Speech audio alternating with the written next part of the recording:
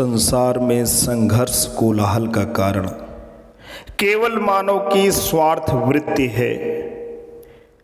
केवल चंद लोगों का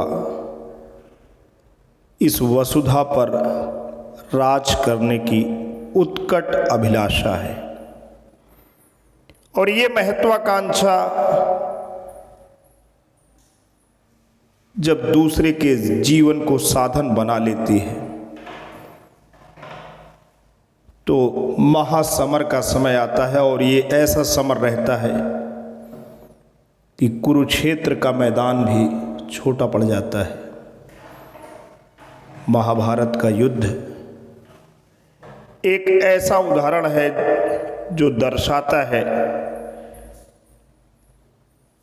कि लोभ स्वार्थ में जब भाई भाई अंधे होते हैं तो अपनों का रक्त बहता है और ये धरा खून से रंग जाती है।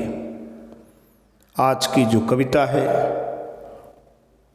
हिंदी के सुविख्यात सुप्रसिद्ध कवि जिन्हें राष्ट्र कवि का भी दर्जा प्राप्त है, श्री रामधारी सिंह दिनकर जी की कुरुक्षेत्र जो काव्य संग्रह है उसकी ध्यानाकर्षक रोचक इसमें कुछ पंक्तियां हैं और इस कविता का शीर्षक है स्वर्ग बना सकते हैं।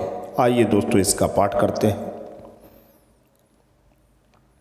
स्वर्ग बना सकते हैं धर्मराज यह भूमि किसी की नहीं कृत है दासी है जन्मना समान परस्पर इसके सभी निवासी।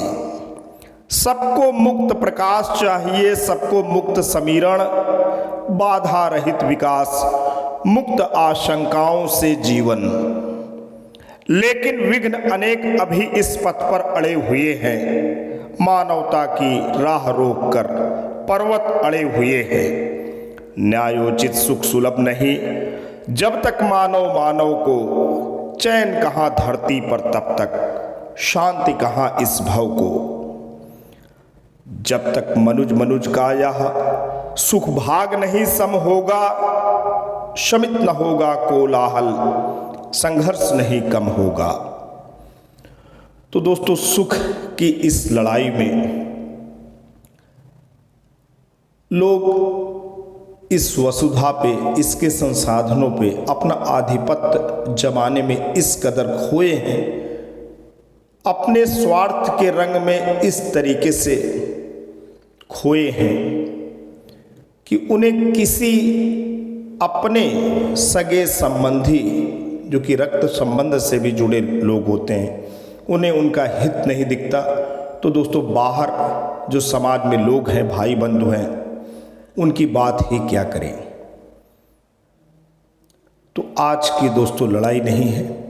आज हम आधुनिक समाज में जी रहे हैं सुख सुविधाओं वैभव विलास के बीच में जी रहे हैं लेकिन संघर्ष की मिसाल अगर हम बात करें तो हमारे समाज के केंद्र बिंदु में है।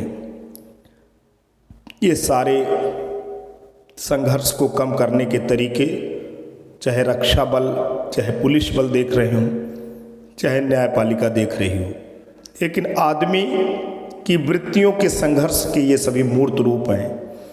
और जब तक इंसान के स्वभाव में परिवर्तन नहीं होगा जब तक शिक्षा मूल्य परक नहीं होगी जब तक संस्कार पे का बीजारोपण व्यक्तित्व में नहीं होगा जब तक हम मूल और आधारभूत जो विषय हैं उनको पुष्ट नहीं करेंगे तब तक ये संघर्ष ये कोलाहल कम नहीं होना है बल्कि बढ़ना है। सुख सुविधाएं चाहे जितनी बढ़ जाए लेकिन उनके बीच में लड़ाई भी उसी रूप में बढ़ती रहेगी। आज के लिए इतना ही। जल्द आपके समक्ष एक नई अजर अमर रचना लेके पुनः हाजिर होंगे। तब तक के लिए जय हिंद जय भारत।